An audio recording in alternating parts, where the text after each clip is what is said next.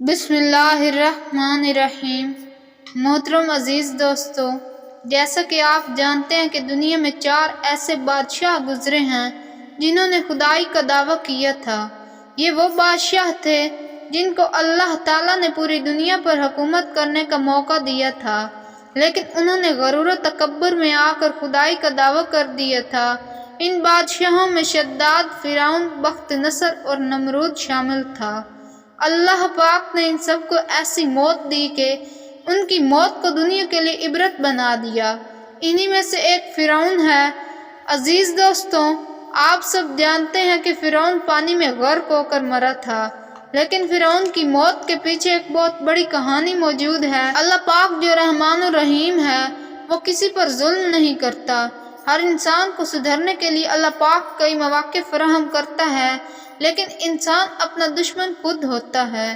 فرعون کو بھی اللہ پاک نے بہت سے مواقع فراہم کیے، لیکن وہ بدبخت ایمان نہیں لایا۔ ایسا ہی ایک واقعہ آج آپ دوستوں کے سامنے پیش کیا جائے گا، جس کا شاید آپ کو پہلے علم نہیں ہوگا۔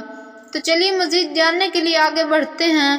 فرعون جب اپنے لشکروں کے ساتھ دریا میں غرق ہونے لگا تو ڈوبتے وقت 3 مرتبہ اس نے ایمان کا اعلان کیا، مگر اس کا قول قبول نہیں ہوا اور وہ کفر کی حالت میں مرا۔ لہٰذا بعض لوگوں نے جو یہ کہا ہے کہ فرعون مومن ہو کر مرا، ان کا قول قابل اعتبار نہیں ہے۔ ڈوبتے وقت ایک مرتبہ فرعون نے کہا، یعنی میں ایمان لایا۔ دوسری مرتبہ کہا، میں اس اللہ پر ایمان لاتا ہوں جس کے سوا کوئی معبود نہیں، جس پر بنی اسرائیل ایمان لائے۔ تیسری مرتبہ کہا، میں اللہ پر ایمان لاتا ہوں۔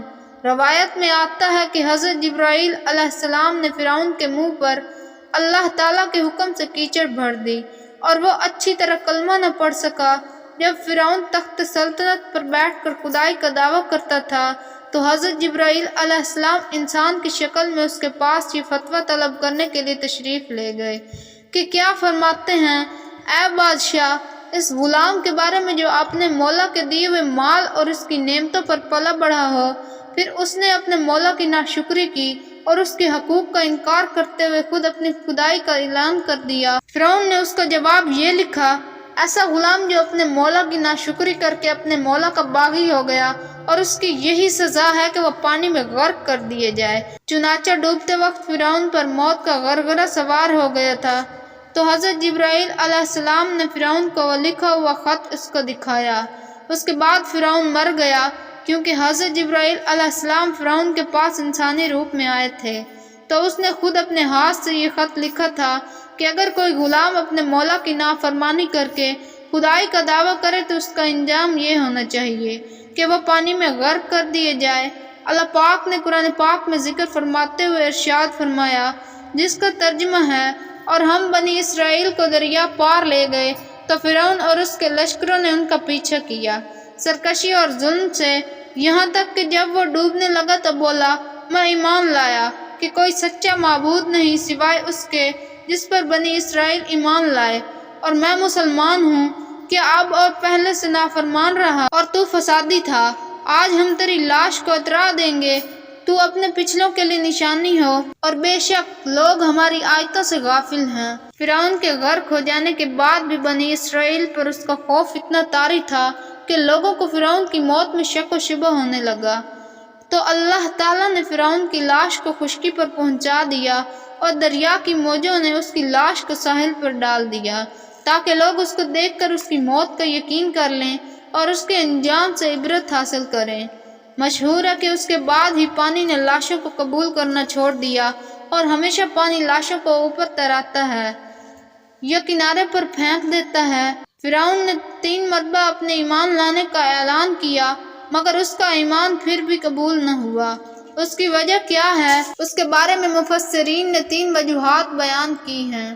پہلے یہ کہ فرعون نے اپنا ایمان کا اقرار اس وقت کیا جب عذاب الہی اس کے سر پر مسلط ہو گیا اور موت کا غرغرہ اس پر طاری ہو گیا، اور اللہ تعالیٰ کا ارشاد ہے، یعنی اللہ تعالیٰ کا یہ دستور ہے کہ اللہ تعالیٰ جب کسی قوم پر عذاب آ جاتا ہے تو اس وقت ان کا ایمان لانا ان کو کچھ نفع نہیں دیتا۔ چونکہ فرعون عذاب آ جانے کے بعد جب موت کا غرغرہ اس پر سوار ہو گیا، اس وقت ایمان لایا۔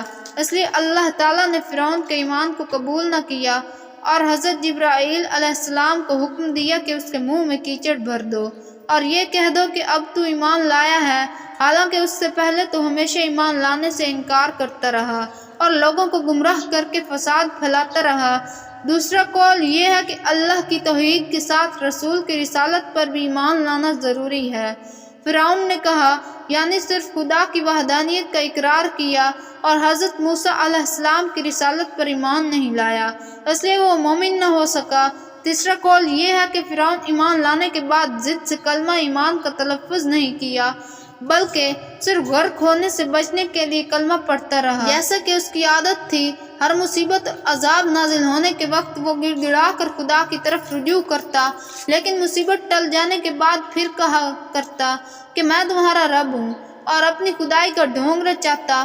محترم عزیز دوستوں، صرف منہ سے کلمہ پڑھنے سے انسان مسلمان نہیں ہو جاتا، بلکہ اس کا دار و مدار انسان کی نیت پر ہوتا ہے۔ لہذا فرعون کا ایمان قبول نہیں ہوا، اور صحیح قول یہی ہے کہ فرعون کفر کی حالت میں غرق ہو کر مرا۔ اس پر قرآن مجید کی آیتیں اور حدیثیں گواہ ہیں۔ اس لیے جو لوگ یہ کہتے ہیں کہ فرعون نے تو مرتے وقت کلمہ پڑھ لیا تھا، کیا وہ مسلمان ہو کر مرا، تو ان کا یہ قول بالکل غلط ہے، جیسا کہ ویڈیو میں وضاحت ہو چکی ہے۔ عزیز دوستوں، امید کرتی ہوں کہ آپ کو ہماری آج کی ویڈیو پسند آئی ہوگی۔ ویڈیو پسند آئی ہو تو ویڈیو کو لائک کر دیں، چینل پر نئے ہیں تو چینل کو سبسکرائب کر دیں۔ ملتے ہیں کسی نیکسٹ ویڈیو میں، تب تک کے لیے اللہ حافظ۔